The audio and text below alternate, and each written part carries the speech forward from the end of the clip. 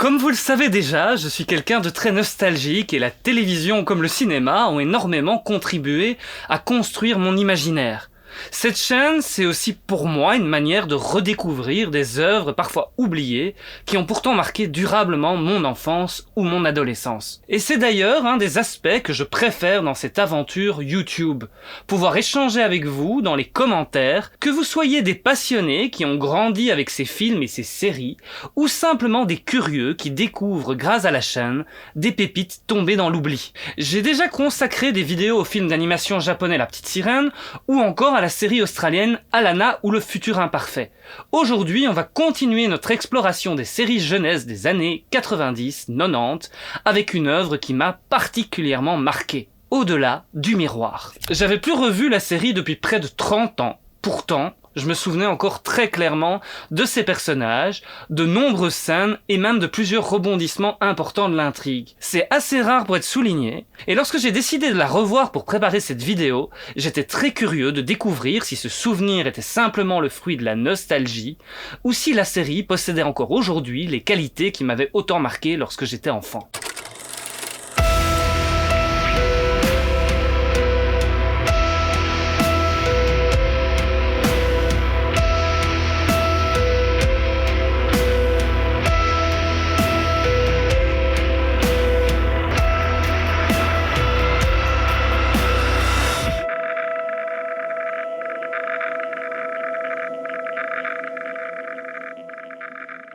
Comme Alana ou le futur imparfait, Au-delà du miroir est une série jeunesse qui aborde le thème du voyage dans le temps.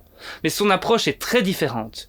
Ici, il n'est pas question de visiteurs venus du futur. Au contraire, la série nous entraîne dans le passé. Elle raconte l'histoire de Joe Teagan qui reçoit en cadeau un mystérieux miroir provenant d'une boutique d'antiquités. Une fois installé dans sa chambre, le miroir lui révèle quelque chose d'impossible, le reflet d'une autre adolescence vivant à une autre époque. Joe, qui vit en 1995, et Louisa Iredale, une jeune fille de 1919, découvrent alors qu'elles peuvent traverser le miroir et voyager entre leurs deux époques. Au départ, cette découverte ressemble à un miracle, mais très rapidement, leur intervention dans le passé provoque des conséquences inattendues et mettent plusieurs personnes en danger. En cherchant à réparer leurs erreurs, elles vont se retrouver entraînées dans une aventure mêlant mystère, drame historique, romance et voyage temporel. Joe y rencontre également Nicolas, un jeune homme aussi fascinant que mystérieux qui cache un lourd secret. Les trois personnages vont alors tenter de changer le cours des événements, tout en essayant de comprendre les règles de ce miroir capable de relier deux mondes séparés par plus de 75 ans. Je vais pas trop détailler l'intrigue ici pour ne pas vous gâcher votre visionnage si vous souhaitez découvrir ou revoir la série. Mais s'il y a une chose que je peux déjà vous dire, c'est qu'après toutes ces années, je comprends parfaitement pourquoi cette série est restée aussi longtemps dans un coin de ma mémoire. Derrière la série Au-delà du miroir se trouve une scénariste australienne nommée Posy Crum Evans. Mais si son nom n'est pratiquement pas connu chez nous, elle était déjà une personnalité importante de la télévision australienne au début des années 90. Mirror Mirror, le titre original d'Au-delà du miroir, précède d'ailleurs plusieurs de ses plus grands succès, comme High Five ou encore Le Ranch des McLeod. L'idée de départ de la série est d'une simplicité presque désarmante, un miroir capable de relier deux époques différentes. Et finalement, c'est souvent comme ça que naissent les meilleurs concepts de science-fiction. Une idée très simple, facile à comprendre, mais qui ouvre immédiatement des dizaines de possibilités. À partir de cette idée toute simple, les auteurs vont construire une aventure fantastique destinée à un jeune public, mêlant voyage dans le temps, mystère, drame historique et romance. La série est une coproduction entre l'Australie et la Nouvelle-Zélande, produite par Millennium Pictures côté australien et de Gibson Group côté néo-zélandais. À l'époque, ce type de coproduction était extrêmement fréquent entre les deux pays. Les coûts étaient partagés, les aides publiques plus accessibles, et ça permettait aussi une diffusion plus large sur plusieurs marchés. Le tournage a principalement eu lieu à Wellington, en Nouvelle-Zélande. Un choix qui donne d'ailleurs à la série une identité visuelle assez particulière. L'écriture de la série a également été un travail très collaboratif.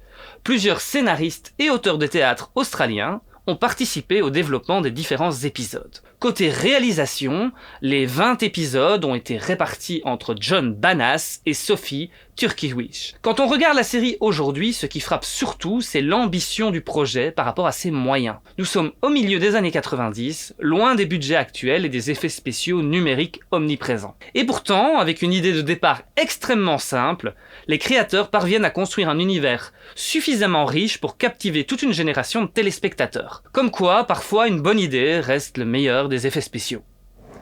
Série pour adolescents oblige, Au-delà du miroir s'appuie avant tout sur un jeune casting. Mais la série peut également compter sur plusieurs excellents comédiens adultes qui apportent beaucoup de crédibilité à l'ensemble. Commençons par Jo, le personnage principal de la série. Elle est interprétée par Petra Jarrett, qui n'avait que 16 ans au moment du tournage, mais possédait déjà une certaine expérience dans les séries jeunesse australiennes. Une anecdote assez amusante concerne d'ailleurs son casting. À l'origine, Petra Jarrett avait auditionné pour le rôle de Louisa. À l'époque, elle portait les cheveux longs. Pensant ne pas avoir été retenue, elle décide alors de les couper très courts.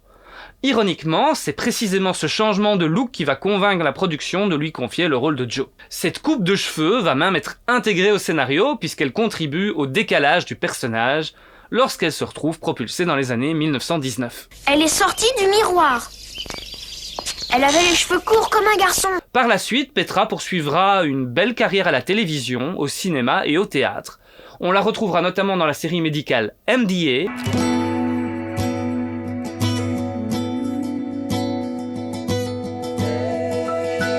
ou encore dans le célèbre soap australien Neighbours.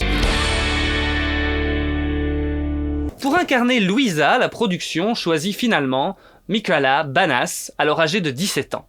Même si elle avait déjà tourné dans quelques publicités et joué enfant dans le film Dangerous Orphans, il s'agit ici de son premier rôle majeur. On peut également noter qu'elle est la fille de l'un des deux réalisateurs de la série. Sa carrière prendra ensuite une belle ampleur, notamment grâce à un rôle important dans la série The Ranch des MacLeod, autre série créée par Posey Graham Evans. Mais c'est également comme chanteuse que Michaela Banas connaîtra un certain succès grâce à son titre Kiss in the Wind qui deviendra un hit en Australie en 2003.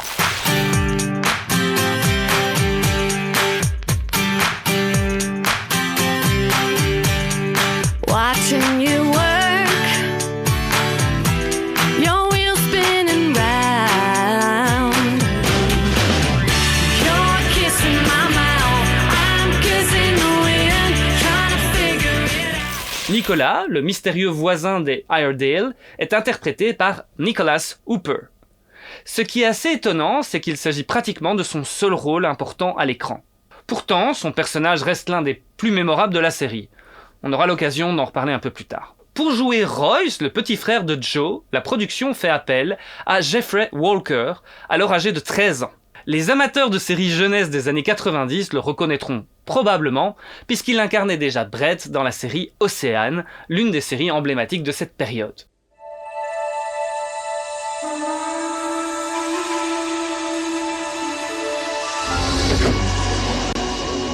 C'est génial! Quelques années plus tard, il apparaîtra également dans Les Nomades du futur, mais c'est surtout derrière la caméra qu'il construira sa carrière.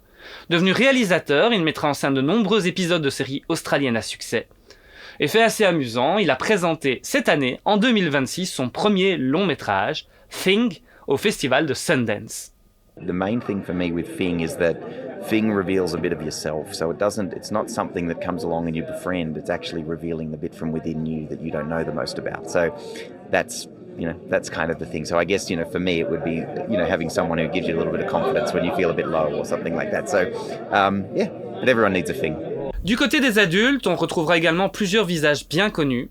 Le principal antagoniste de l'histoire, le charismatique Sir Ivor, est interprété par Nicholas Hammond. Vous connaissez peut-être son visage sans forcément connaître son nom. Il incarnait Friedrich von Trapp dans La Mélodie du bonheur. I'm Friedrich. I'm 14. I'm impossible. Mais surtout, il fut le premier acteur à interpréter Peter Parker et Spider-Man en prise de vue réelle dans la série produite par CBS à la fin des années 70.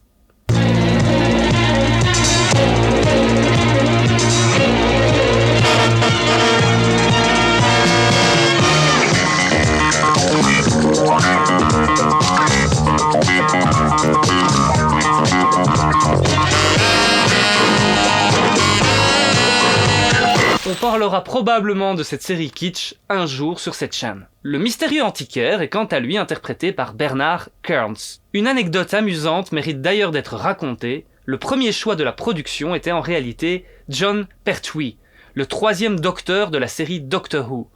Mais son recrutement a finalement été abandonné pour des raisons budgétaires. C'est un petit regret parce que ça aurait été très amusant et un chouette clin d'œil pour une série qui parle justement de voyage dans le temps. Enfin, même si je ne vais pas tous les citer, la série bénéficie également d'un solide casting secondaire. Les parents de Joe et de Louisa, notamment, participent grandement à la crédibilité de l'univers et contribuent à faire exister les deux époques dans lesquelles se déroule l'histoire. La série date de 1995, mais a commencé à être diffusée en France et en Belgique à partir de 1998-1998. Elle a d'abord été diffusée sur Canal+, puis sur France 2 dans l'émission DKTV. Vous êtes sur DKTV.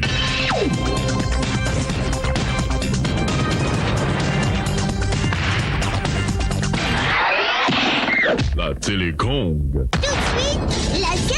Chez nous en Belgique, c'est dans l'émission culte Ici Blabla que la série a été diffusée.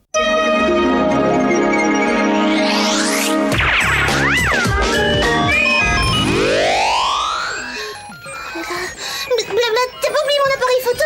Mais non! Et mon carnet d'adresse? Mais non! Allez, dépêche-toi, on va rater le DJF! Et honnêtement, rien que de citer ces deux émissions me replonge immédiatement en enfance. J'ai énormément regardé DKTV, mais aussi Ici Blabla. Pour toute une génération, ces émissions étaient un peu notre porte d'entrée vers l'imaginaire. À une époque où il n'y avait ni plateforme de streaming, ni replay, ni réseaux sociaux pour nous dire quoi regarder, c'était souvent grâce à ces émissions qu'on découvrait de nouvelles séries. On tombait parfois un peu par hasard sur un programme, un concept nous intriguait, un personnage nous plaisait, et quelques jours plus tard, on se retrouvait à attendre impatiemment le prochain épisode. Avec le recul, je me rends compte à quel point ces émissions ont contribué à construire notre culture télévisuelle. Elles nous ont fait découvrir des séries australiennes, canadiennes, britanniques, néo-zélandaises, américaines, auxquelles nous n'aurions probablement jamais eu accès autrement. C'est grâce à ces émissions que beaucoup d'entre nous ont découvert des séries comme Alana ou Le Futur Imparfait, Océane, L'Odyssée Fantastique, Au-delà du Miroir, et bien d'autres programmes dont on se souvient encore aujourd'hui. Et Au-delà du Miroir fait clairement partie de ces séries qui sont restées gravées dans ma mémoire grâce à ces rendez-vous quotidiens. Même si aujourd'hui je regarde beaucoup moins de films et de séries en version française, lorsqu'il s'agit de replonger dans une œuvre de mon enfance, j'ai tendance à privilégier l'AVF.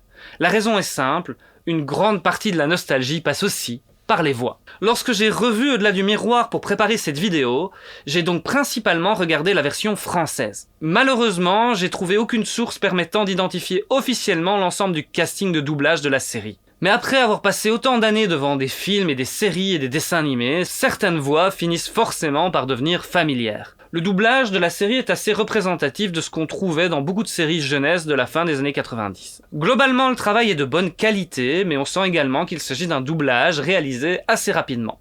Ce qui m'a particulièrement frappé, c'est la différence d'expérience entre certains comédiens. Les personnages adultes bénéficient souvent de voix très solides et parfaitement maîtrisées.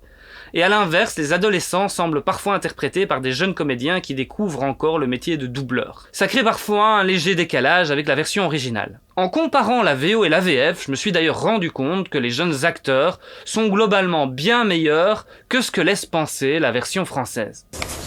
Je ne sais quoi dire. À propos de quoi?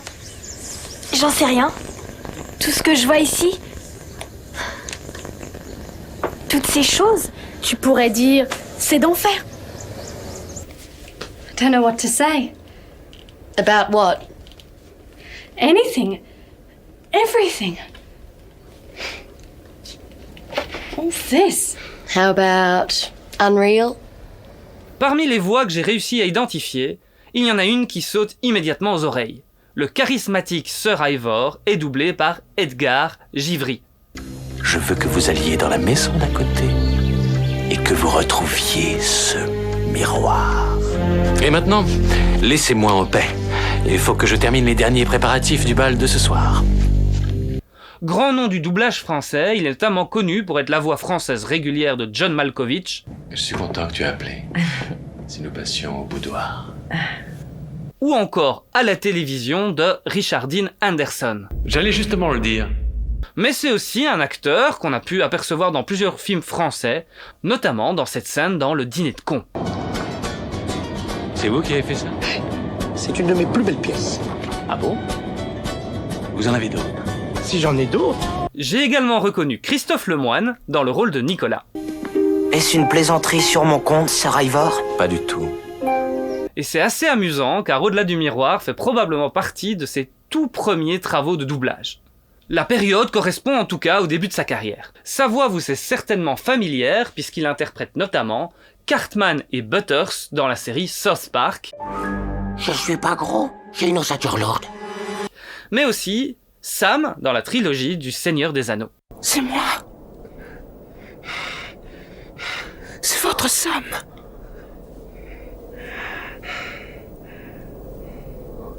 Vous ne reconnaissez pas votre Sam? Et comme souvent avec ce genre de série, j'ai reconnu beaucoup d'autres voix sans réussir à mettre un nom dessus.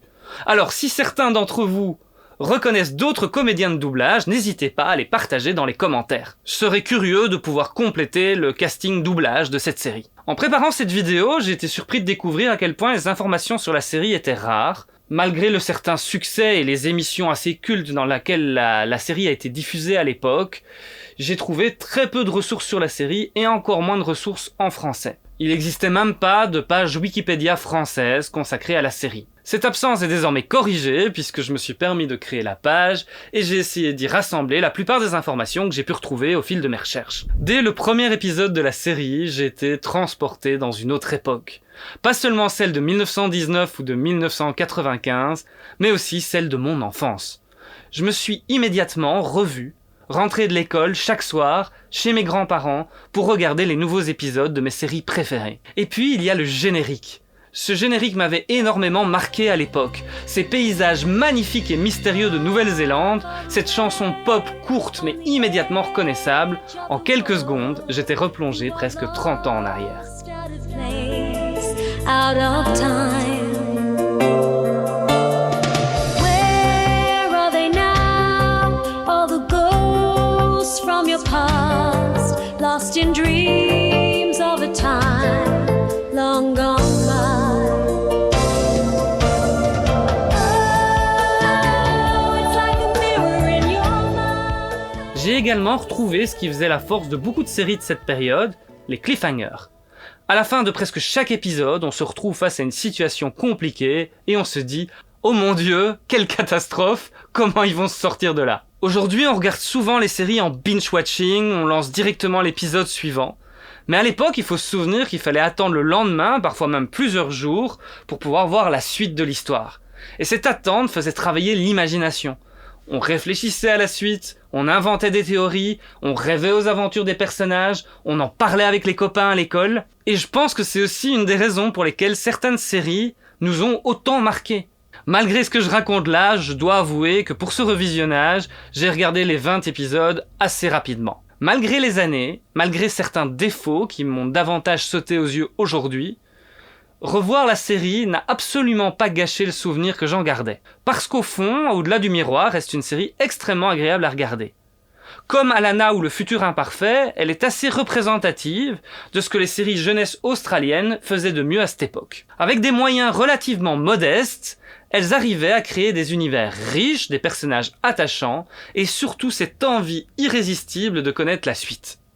Malgré son budget limité, la série est rythmée et on a constamment envie de continuer pour suivre les aventures de Joe, Louisa et Nicolas. Le scénario a également la très bonne idée d'intégrer un élément historique fort au cœur de son intrigue. Je vais évidemment pas vous en dire davantage pour pas gâcher votre visionnage, mais c'est probablement l'un des aspects qui m'avait le plus marqué lorsque j'étais enfant, en ayant regardé la série. D'ailleurs, l'une des scènes qui m'a le plus plu en revoyant la série aujourd'hui tourne autour de cet élément historique. Sans révéler les détails, il y a un moment où Nicolas découvre dans une encyclopédie du futur des informations concernant sa propre histoire. La scène est extrêmement simple dans sa mise en scène, mais elle fonctionne remarquablement bien. C'est le genre de moment qui exploite parfaitement le concept du voyage dans le temps et qui est resté gravé dans ma mémoire pendant près de 30 ans. Même chose pour certaines révélations liées au mystérieux antiquaire. Là aussi, la série réserve quelques surprises particulièrement réussies que je préfère vous laisser découvrir. Une autre chose qui fonctionne extrêmement bien avec le personnage de Nicolas, c'est qu'il n'est pas immédiatement sympathique. Lorsqu'on rencontre Nicolas pour la première fois, il apparaît souvent comme arrogant, capricieux et même distant. Pourtant, à mesure que la série avance, on découvre progressivement les raisons de ce comportement. Lorsque j'étais enfant, ce qui m'a marqué, c'était surtout le mystère qui entourait le personnage de Nicolas, alors qu'aujourd'hui, c'est plus la tragédie de son parcours qui m'a touché. C'est probablement l'un des personnages qui a le plus gagné à être revu avec un regard d'adulte. Mais curieusement, le personnage qui m'a le plus surpris lors de ce revisionnage, c'est celui de Louisa. Dans mes souvenirs d'enfant, je me souvenais surtout de Joe et Nicolas. Mais presque 30 ans plus tard, c'est probablement le personnage de Louisa qui m'a paru le personnage le plus attachant et le plus émouvant de la série. J'ai même été un peu déçu que certains aspects de son histoire ne soient pas plus développés. Hélas, tout n'a pas aussi bien vieilli. Lors de ce revisionnage, j'ai trouvé que la série tombait régulièrement dans certaines facilités d'écriture. Certaines situations sont très clichés, et bien que l'intrigue principale possède de vraies qualités, l'écriture est parfois un peu bancale. Avec Tama, le meilleur ami de Joe, on tombe par exemple dans le cliché du jeune geek, passionné de science qui résout les problèmes grâce à son ordinateur ou à son kit de petit chimiste. La petite peste de service, ennemie de Joe, est aussi un personnage qui m'a semblé extrêmement caricatural aujourd'hui. Et c'est probablement celui qui a le moins bien vieilli. J'ai aussi parfois ressenti le décalage entre le spectateur que j'étais à l'époque à 14 ans de celui que je suis devenu aujourd'hui à plus de 40. Certaines situations m'ont semblé un peu simplistes. Mais paradoxalement, c'est aussi ce qui participe au charme de la série. Une autre chose qui m'a marqué lors de ce revisionnage et pas forcément bien, c'est la musique. Comme dans beaucoup de productions télé de l'époque, plusieurs thèmes musicaux reviennent constamment selon la situation. On a la musique d'émotion, la musique de tension, la musique d'action. Et on entend donc régulièrement les mêmes morceaux et j'ai trouvé que certains d'entre eux manquaient vraiment d'inspiration et d'originalité. Parlons maintenant du voyage dans le temps. Je suis un immense amateur d'histoires de voyage temporel. J'ai vu et lu des centaines d'histoires de voyage dans le temps. À ce niveau-là, Au-delà du miroir reste assez classique dans son approche, puisque la série mélange deux systèmes qui fonctionnent généralement pas très bien ensemble, les boucles temporelles et les réalités modifiées. C'est un grand classique et comme beaucoup d'œuvres du genre, la série tente de combiner ces deux approches, ce qui génère plusieurs incohérences. L'idée du voyage à travers le miroir placé exactement au même endroit dans les deux époques est excellente, mais la série pousse parfois le concept dans des directions qui deviennent un peu difficiles à croire, voire complètement ridicules. Je pense notamment à la fameuse scène du train. Pour ceux qui ont vu la série, vous comprendrez immédiatement de quoi je parle. Malgré tout ça, faut reconnaître une chose, l'idée du miroir temporel est absolument géniale. Contrairement à une machine complexe construite par un scientifique, le miroir est un objet qu'on croise tous les jours dans notre quotidien. C'est probablement pour ça que le concept fonctionne aussi bien. Même aujourd'hui, il m'arrive encore parfois de regarder un miroir et d'imaginer qu'une autre époque se trouve de l'autre côté. C'est une idée simple, universelle et incroyablement évocatrice. En revoyant la série aujourd'hui, je me suis évidemment rendu compte que le voyage dans le temps, comme dans beaucoup de fiction, est finalement qu'un outil narratif au service de thèmes beaucoup plus humains. Le vrai thème de la série est probablement la culpabilité. Joe passe une grande partie de la série à essayer d'empêcher un drame dont elle se sent responsable. La série parle aussi beaucoup de seconde chance, de regrets et d'amertume.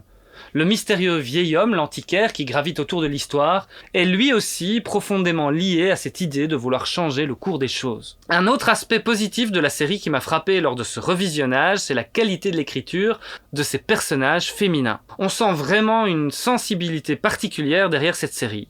Joe, Louisa, leur mère respective et plusieurs personnages secondaires féminins possèdent une vraie épaisseur. À certains moments, la série parle de la place des femmes dans la société et je trouve qu'on ressent clairement l'influence d'une écriture féminine derrière le projet. Ce qui est également assez intéressant, c'est que malgré la présence d'une histoire d'amour importante dans la série ne réduit jamais ses héroïnes à leurs relations amoureuses. On est davantage dans un récit d'émancipation, de responsabilité et de construction personnelle. La communication, ou plutôt même l'absence ou les défauts de communication, est également un thème important de la série. Joe éprouve souvent des difficultés à se faire entendre par sa mère, alors que son père apparaît beaucoup plus attentif à ce qu'elle traverse. Finalement, plusieurs conflits importants de la série naissent moins du voyage dans le temps lui-même que de l'incapacité des personnages à communiquer leurs peurs, leurs regrets ou leurs intentions. Une petite frustration vient également du fait que la série n'explore pas assez la différence entre les deux époques. Le contraste entre Louisa, fille de ministre vivant dans une famille privilégiée avec domestique, et Joe, fille de professeur issue d'un milieu beaucoup plus modeste, aurait pu donner lieu à des réflexions passionnantes. Les scénaristes ont visiblement préféré insister sur ce qui rapproche les deux adolescentes plutôt que sur ce qui les sépare. Leur message semble être qu'au-delà de l'époque, du statut social ou de l'éducation, une adolescente de 1919 et une adolescente de 1995 restent avant tout deux jeunes filles confrontées à des questionnements assez similaires. C'est un choix que je comprends, même si j'aurais aimé que certains sujets liés aux différences sociales, au colonialisme, ou encore à l'évolution de la place des femmes soient davantage explorés. Aujourd'hui, les séries sont souvent plus ambitieuses, elles disposent de budgets plus importants, de meilleurs effets spéciaux et parfois d'une écriture plus sophistiquée. Mais j'ai parfois l'impression qu'une partie de l'industrie fonctionne désormais de manière beaucoup plus calculée. Les plateformes de streaming ou les chaînes de télévision commandent souvent des séries en s'appuyant sur des statistiques, des études de marché, des algorithmes ou des analyses de comportement des spectateurs. Je dis pas que ça peut pas produire des belles œuvres, certaines des meilleures séries de ces dernières années viennent justement de ces plateformes, mais en revoyant au-delà du miroir, j'ai ressenti quelque chose de différent. Une forme de naïveté au sens noble du terme. L'impression de regarder une série créée avant tout parce que quelqu'un croyait sincèrement à son histoire et avait envie de la raconter. Une idée simple, un miroir capable de relier deux époques différentes, et des auteurs qui ont décidé d'en faire une aventure de 20 épisodes, parce qu'au-delà de ses défauts, cette série possède quelque chose qu'on retrouve parfois moins aujourd'hui. Une vraie sincérité. Aucun cynisme, aucun calcul apparent, juste des auteurs qui essayent de raconter une aventure fantastique capable de faire rêver leur public. C'est certain qu'au-delà du miroir n'est pas une série parfaite, mais elle a été créée à une époque où on fabriquait encore des programmes simplement parce qu'on trouvait l'idée d'un miroir qui traverse le temps suffisamment magique pour mériter d'exister. Et c'est probablement pour ça qu'elle reste aussi attachante aujourd'hui. En préparant cette vidéo, j'ai également découvert quelque chose que j'ignorais totalement lorsque j'étais enfant, c'est qu'au-delà du miroir a eu droit à une seconde série. Et je dis bien une seconde série plutôt qu'une véritable saison 2. Parce que contrairement à ce qu'on pourrait imaginer, il ne s'agit pas de la suite directe des aventures de Joe, Louisa et Nicolas. Cette nouvelle série reprend essentiellement le concept du miroir temporel, mais raconte de nouvelles histoires avec de nouveaux personnages. Le miroir reste présent, comme le célèbre générique, mais l'approche est assez différente. Pour être honnête, je connaissais pas du tout l'existence de cette seconde série avant de commencer mes recherches pour cette vidéo. La série est aujourd'hui partiellement disponible en français, même si tous les épisodes ne semblent malheureusement pas avoir été conservés. J'ai d'ailleurs pas encore regardé la série parce qu'elle est incomplète justement en français et j'aimerais pouvoir la découvrir dans de bonnes conditions, mais pour le moment, il manque malheureusement une grosse partie des épisodes. Je serais d'ailleurs curieux si certains d'entre vous avaient vu cette seconde série à l'époque. Si cette vidéo vous a donné envie de découvrir ou redécouvrir la série Au-delà du miroir, la bonne nouvelle est qu'elle est disponible en intégralité dans une qualité tout à fait correcte grâce au travail de la chaîne YouTube Série Années 90. J'en profite d'ailleurs pour saluer le travail réalisé par cette chaîne. Sans ce genre de passionnés qui numérisent, archivent et partagent ces programmes, beaucoup de séries de notre enfance risqueraient tout simplement de disparaître. Je vous laisse bien évidemment le lien de la série en description. Vous l'avez compris, Au-delà du miroir n'est probablement pas la meilleure histoire de voyage dans le temps que j'ai vue dans ma vie. La série possède de nombreux défauts évidents, parfois même frustrants.